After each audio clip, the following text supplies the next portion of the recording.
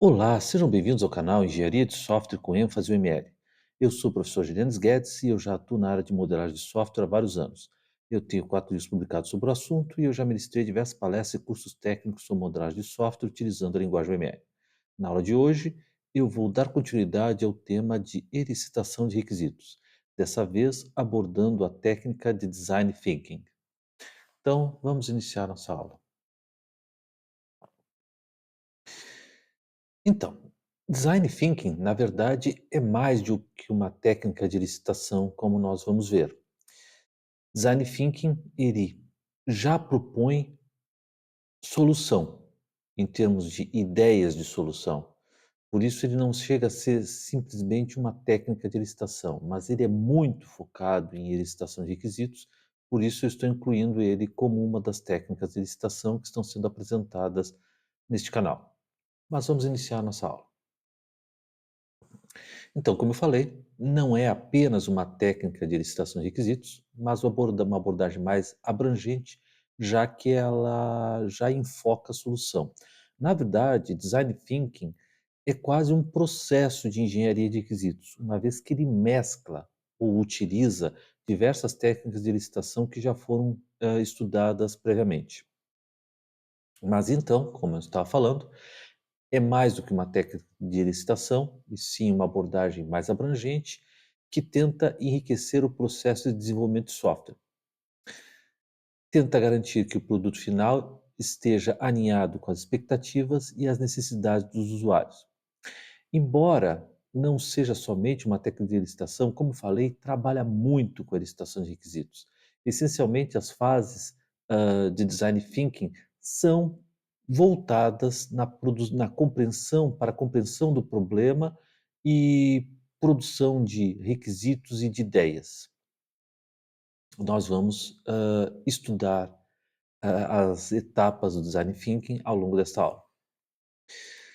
Então, como eu falei, embora ele já proponha algumas ideias de solução para o problema, a metodologia apresenta um enfoque bastante forte relacionado à licitação de requisitos. Como eu falei, ela aplica diversas outras técnicas de licitação e tem por objetivo principal buscar compreender o problema em questão, envolver fortemente as partes interessadas e gerar muitas ideias inovadoras. O termo design aqui não se refere exatamente a projeto, e sim a uma abordagem criativa para compreender problemas complexos. A design thinking se foca principalmente em compreender com muita profundidade as necessidades das partes interessadas. Ela trabalha muito com os conceitos de empatia. Existe uma fase específica para imersão em que ela tenta compreender as necessidades das partes interessadas e também ela se foca em produzir ideias inovadoras. A palavra design, então, no contexto de design thinking, se relaciona a um processo de criação que vai envolver pensar sobre como algo deve funcionar e como esse a forma de funcionamento deverá ser experimentado pelos usuários. Então, design thinking utiliza práticas inspiradas em design, ou seja, uma abordagem criativa para tentar resolver e desenvolver projetos. Nesse sentido, não se trata de projeto no contexto de projeto de software, ou na fase de projeto, melhor dizendo. Ah, se, ele enfoca o projeto do software como um todo, não se refere aqui à fase de projeto. Então, design thinking, ela incentiva muito o uso de empatia, ou seja, compreender não somente as necessidades dos usuários, mas também os seus problemas, os desafios que eles enfrentam. É quase como tentar se tornar amigo dos usuários finais.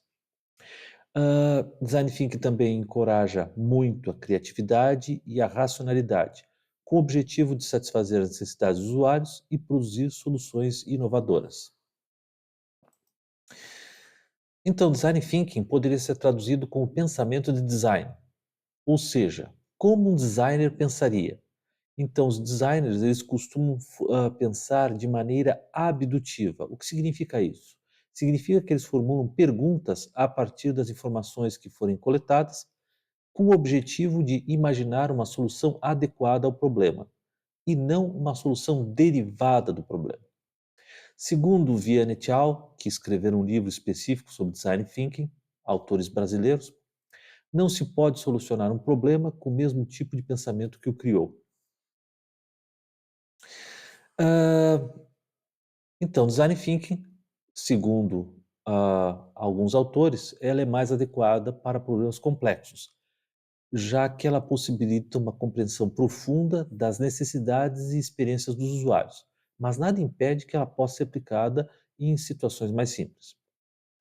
Então, através de vários processos iterativos, ela tenta encorajar a exploração de múltiplas perspectivas, na medida em que busca trazer partes interessadas que atuem em setores diferentes, tenham funções diferentes e que possam, enfocar o problema sob perspectivas diferentes.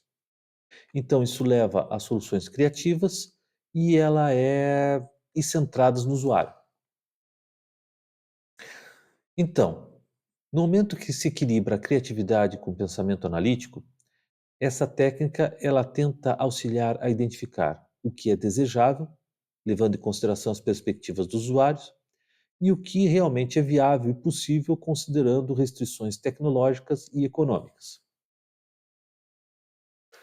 Então, design thinking possui 5 princípios chaves, que são empatia, definição, ideação, protótipo e teste. Vamos falar um pouquinho sobre cada um deles.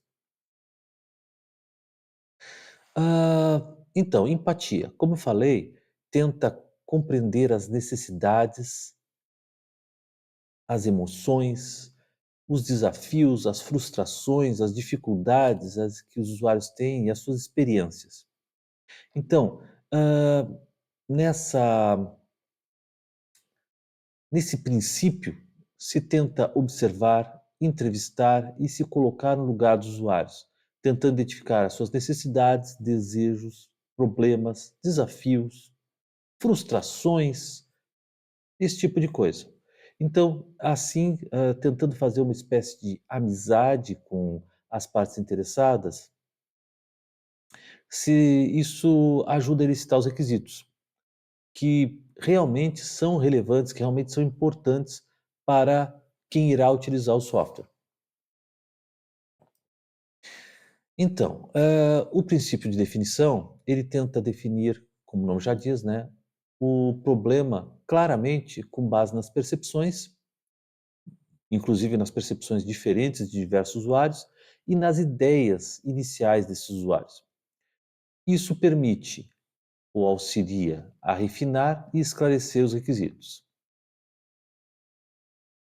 Depois nós temos a fase de ideação, que busca produzir muitas ideias. O objetivo é gerar uma ampla gama de ideias. Aqui vale uma correção. Eu falei em fase de ação. Por enquanto, nós estamos falando do princípio de ideação. Existe a fase de mesmo nome que nós iremos falar mais para frente. Mas então, o princípio de ideação tenta gerar uma ampla gama de ideias e soluções. Então, aqui se aplica técnicas colaborativas, como, por exemplo, tempestades cerebrais, que já foram estudadas em outros vídeos. Então, o objetivo é gerar muitas ideias de maneira colaborativa. E nós temos a prototipação, que é também uma técnica que já foi ensinada em outras aulas. Basicamente, prototipação, ela cria protótipos. No caso do design thinking, são protótipos simples, ou seja, de baixa fidelidade, simples e econômicos, que o objetivo é explorar e validar os conceitos e os requisitos identificados. Então, basicamente, protótipos auxiliam na comunicação com as partes interessadas, e permitem validar os requisitos que foram identificados, na medida que apresenta visualmente o que foi compreendido pela equipe. Isso ajuda as partes interessadas, hã, confirmarem se a equipe está entendendo o que elas precisam ou não. Também, protótipos ajudam a revelar novos requisitos ou ajudar requisitos que já foram identificados anteriormente. Ou ajudar não, ou ajustar requisitos que já foram identificados anteriormente. O princípio de teste, basicamente, ele recomenda que sejam, obtidos pareceres das partes interessadas após a apresentação dos protótipos, e com base nesses pareceres, com base nessas opiniões, com base nas ideias positivas ou negativas a partir dos protótipos, os protótipos eles são refinados e esses pareceres podem produzir novas ideias e ajudar requisitos anteriores, e são uma garantia maior que o produto final vá atender às expectativas e necessidades dos usuários. Bom, agora falando sobre as fases de design thinking. Então, design thinking possui três fases: imersão, que se divide em imersão preliminar e imersão em profundidade, ideação e prototipação. Vamos falar um pouco sobre cada uma delas. Iniciando pela fase de imersão.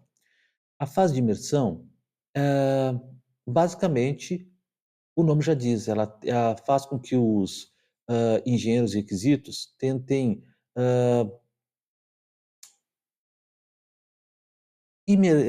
tentem, se aprofundar, hã, entrar no ambiente da organização e também dentro do contexto das partes interessadas, tenta compreender com o objetivo de compreender o problema que se deseja solucionar. Essa fase se divide em 2 etapas, a de imersão preliminar e a de imersão em profundidade. Hã, então, na imersão preliminar, se tenta reenquadrar o problema e gerar uma compreensão inicial desse problema. Nós vamos falar sobre reenquadramento daqui a pouco.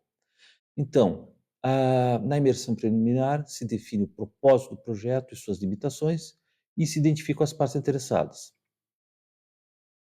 Também, eventualmente, é possível elaborar perguntas e possíveis hipóteses a respeito do problema e de suas possíveis soluções, identificar desafios, e essas questões, hipóteses e desafios serão exploradas na etapa seguinte de imersão em profundidade.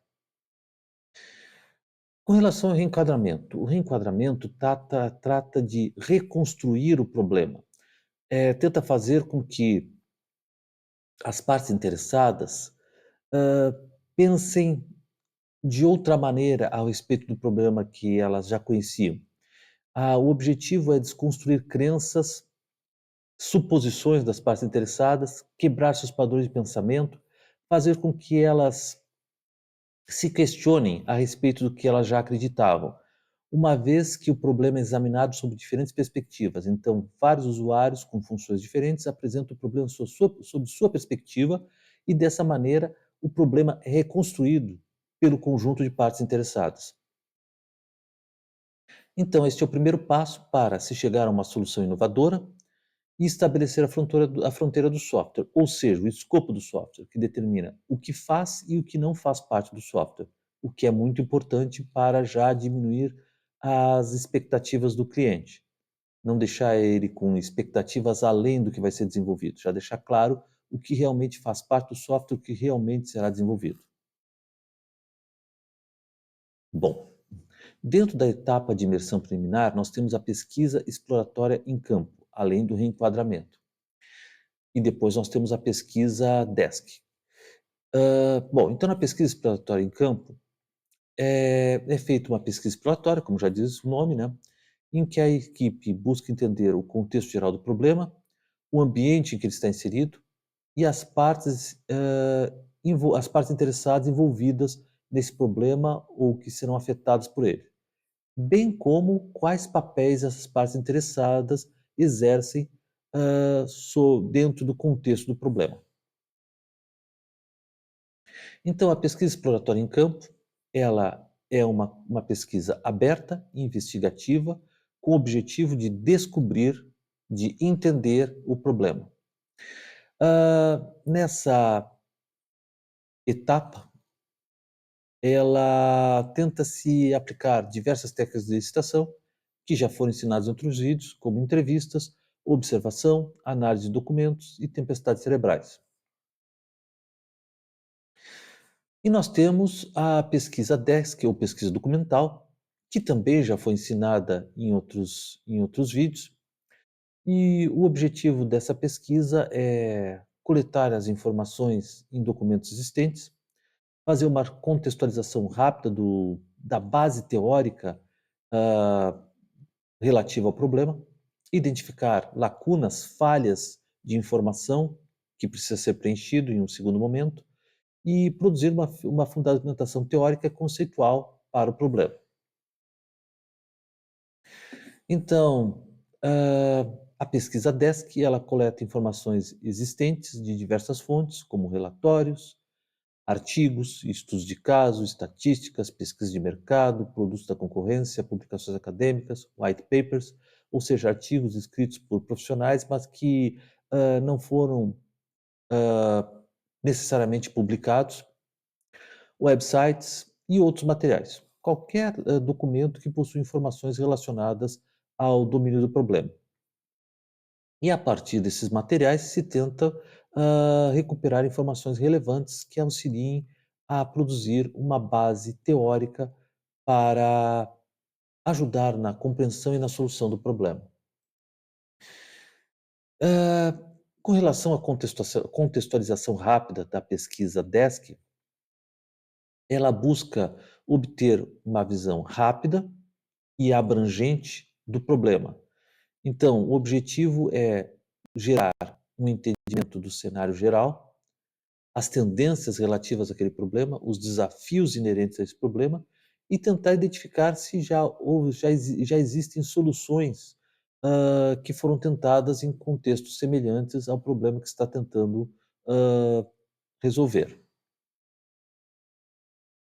Com relação à identificação das lacunas, então tenta-se identificar possíveis falhas de conhecimento, lacunas no conhecimento, e essas lacunas, essa falta de informação em alguns pontos, deverá ser investigada mais fundo em pesquisas primárias ou durante a imersão em profundidade. E fundamentação teórica e conceitual, a partir da análise documental, se deve obter uma base teórica e conceitual sólida, que irá auxiliar durante as etapas seguintes do design thinking, com o objetivo de garantir que a equipe não se baseie somente nas ideias das partes interessadas, mas que também se baseie em uma documentação hã, que forneça também novos requisitos que possam ser utilizados, que também apoie com os conhecimentos base, apoiem a validar as ideias produzidas. Hã, já na imersão em profundidade, é feita uma pesquisa qualitativa. Então, o problema ele é analisado com mais detalhe, com mais profundidade. Então, se analisa o problema, o contexto em que ele está inserido e as necessidades e comportamentos das partes interessadas. Então, na imersão em profundidade, se tenta produzir novos insights, novas ideias mais avançadas, mais ideias mais avançadas, mais detalhadas, mais específicas. O objetivo, então, é proporcionar uma compreensão mais rica das necessidades e desafios dos usuários.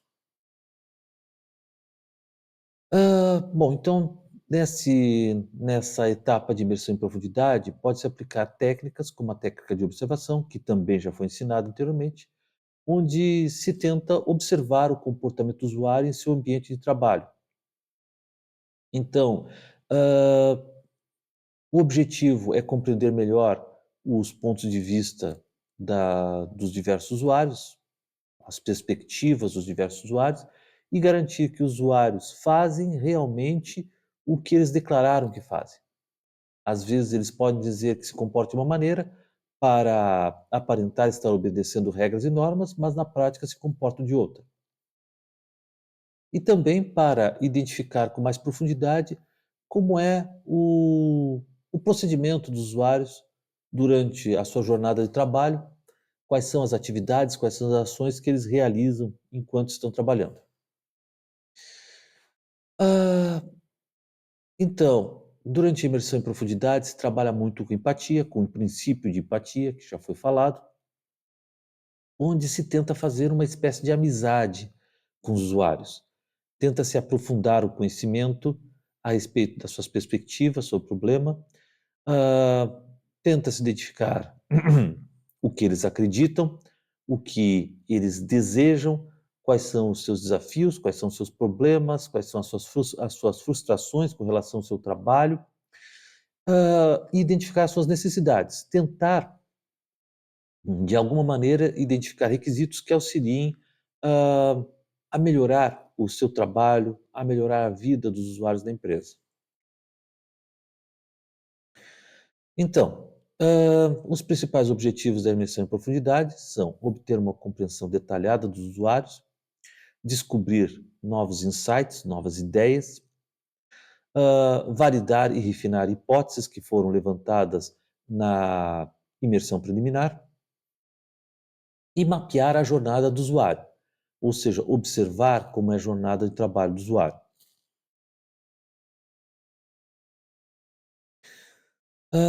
Então, vamos falar sobre o objetivo de obter uma compreensão detalhada dos usuários. Então, basicamente, isso envolve muito o princípio de empatia, onde se tenta entender as motivações, desejos, frustrações e os contextos de vida dos usuários. Ah, já no objetivo de descoberta de insights, ou seja, descobrir percepções e ideias, se tenta identificar insights mais profundos que não haviam sido descobertos anteriormente na imersão preliminar, por eles não serem explícitos, não estarem aparentes, não estarem óbvios em pesquisas superficiais. Então, esses insights eles podem revelar necessidades que não haviam sido comentadas ou problemas que não estavam explícitos, problemas que são mais profundos e que precisam ser resolvidos. Já o objetivo de validação e refinamento de hipóteses, hã, tenta testar se as hipóteses levantadas na imersão preliminar são válidas em contextos reais, ou seja, no ambiente de trabalho. Essas hipóteses elas podem então ser descartadas, se elas não se provarem, verdadeiras, ou elas podem ser refinadas no momento que novas informações forem descobertas e o problema seja melhor compreendido na medida em que, se aprofunda-se mais na compreensão desse problema. E então, com relação ao objetivo de mapeamento da jornada do usuário, se aplica a técnica de observação. Basicamente, os usuários serão observados durante no seu local de trabalho e durante as suas interações com um determinado produto, ou processo, ou serviço, ou software anterior, software antigo que eles estão utilizando. Então, o objetivo é comprovar que hã, o comportamento dos usuários no ambiente real corresponde ao comportamento que eles declararam que eles têm, às atividades, às ações que eles realizam quando utilizam um produto, processo ou serviço. Então, no mapeamento da jornada do usuário, se identifica como os usuários realmente executam suas funções, hã, e também se ajuda a determinar como o ambiente de trabalho poderia ser melhorado, como o novo software poderia melhorar a vida dos usuários. Então, aqui se produzem muitos requisitos importantes. E também se identificam pontos críticos e desafios da rotina desses usuários e tenta-se melhorá-los. Vamos falar agora sobre a fase de ideação. A fase de ideação tem como objetivo gerar, desenvolver, refinar novos conceitos e produzir, e da mesma forma, produzir, desenvolver, refinar ideias inovadoras para o produto. Então, a fase de ideação, ela prescreve que as partes interessadas envolvidas, elas possuam diversos perfis, tenham diversas funções no processo que deverá ser, hã, solucionado, no problema que deverá ser solucionado. Então, isso é útil para que as pessoas para que hajam conhecimentos diferentes, perspectivas diferentes relacionadas ao problema que se está tentando solucionar. Hã, e para isso, é necessário também que se incluam partes interessadas que realmente vão utilizar o software. Hã, então a fase de ideação tem o objetivo de divergir para que sejam geradas muitas ideias. E depois tem o objetivo de convergir para selecionar e refinar as ideias mais promissoras, as que parecem mais propensas a produzir requisitos válidos. Então a fase de ideação, ela trabalha muito com sessões de tempestade cerebral, que como já foi ensinado em outros vídeos, tem o objetivo de tirar muitas ideias sobre um determinado assunto, e também pode trabalhar com sessões de cocriação com as partes interessadas, que são encontros em que ocorrem diversas atividades em grupo, onde pode-se aplicar várias técnicas colaborativas de elicitação de requisitos, não somente tempestade cerebral, mas também, por exemplo, grupos focais. E esses encontros eles tentam estimular a criatividade e a colaboração entre as partes interessadas. Ah, então, as ideias que são produzidas pelas tempestades cerebrais e sessões de cocriação, elas são posteriormente discutidas, documentadas e validadas durante a fase de prototipação. Ah, então, os objetivos da fase de ação são gerar uma grande quantidade de ideias, explorar diversas perspectivas diferentes, ter vários enfoques diferentes relacionados ao problema, combinar e refinar essas ideias e selecionar as ideias mais promissoras, as que parecem mais adequadas, ah, ao problema. Bom, então, com relação ao objetivo de gerar uma ampla variedade de ideias. Então, o objetivo já diz, tenta-se produzir um grande número de ideias e e isso fica bem, alinhado com os objetivos da técnica de tempestade cerebral, onde não se considera o mérito das ideias, não se considera a sua viabilidade ou sua praticidade. Todas as ideias são aceitas, elas não podem ser criticadas. Ah, isso, se baseia na filosofia de que a diversidade de ideias pode ser crucial para encontrar soluções inovadoras. Às vezes uma ideia pode ser até ser absurda, mas em uma análise mais profunda pode se revelar uma grande sacada. Com relação ao objetivo de explorar perspectivas diferentes. Então, as partes interessadas, elas são incentivadas a abordar o problema sobre diversos ângulos, diversas perspectivas, diversas óticas, diversas facetas, serem criativas e pensar de forma inovadora, desafiar suposições, pensar em novas ideias para solucionar o problema. Depois, as ideias elas são combinadas e refinadas. Então, hã, nesse objetivo tenta-se combinar e melhorar as ideias produzidas. E finalmente, as ideias são mais promissoras, são selecionadas. A equipe então ela procura identificar quais são as ideias mais viáveis, mais desejáveis, mais inovadoras, consideradas mais adequadas para o problema. E as ideias solucionadas vão ser utilizadas na fase seguinte de prototipação. Bom, vamos falar sobre a fase de prototipação. A fase de prototipação utiliza a técnica de prototipação, como o nome já diz. A técnica de prototipação também já foi ensinada em vídeos anteriores. Como já foi falado, como vocês devem ter percebido, a Design Thinking aplica uma grande quantidade de técnicas de licitação. Embora a fase de prototipação seja a última fase do Design Thinking, ela pode ocorrer em paralelo com as fases de imersão e ideação.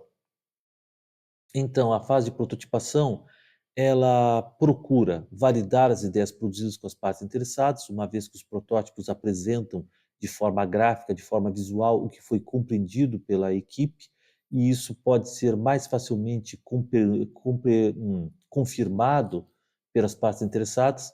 Então, é feita uma conversação melhor entre a equipe e as partes interessadas, elas passam a identificar mais claramente como a equipe entendeu as necessidades delas e, assim, elas confirmam ou corrigem a equipe a respeito dessa compreensão.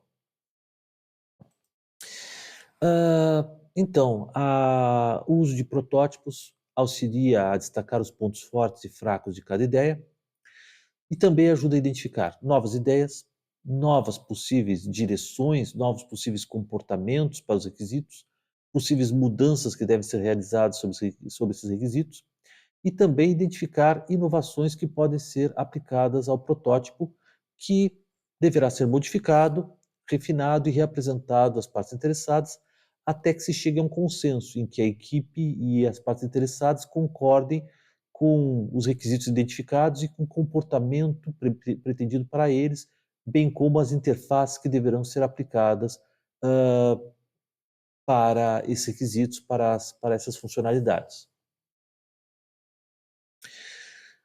A prototipação ela também permite identificar possíveis gargalos, possíveis problemas, possíveis desafios, possíveis riscos que deverão ser tratados. Então, isso pode reduzir a, a real possibilidade desses riscos ocorrerem e também os custos de sua correção. Pode-se pensar em soluções para evitar que esses problemas realmente ocorram. Com relação, então, aos benefícios de usar design thinking para elicitar requisitos. Bom, os benefícios são é que há um grande foco no usuário, como já foi falado, se trabalha muito com o princípio de empatia, tenta-se garantir que os requisitos realmente reflitam as necessidades reais dos usuários. Tenta-se trazer os usuários finais para o lado dos engenheiros requisitos.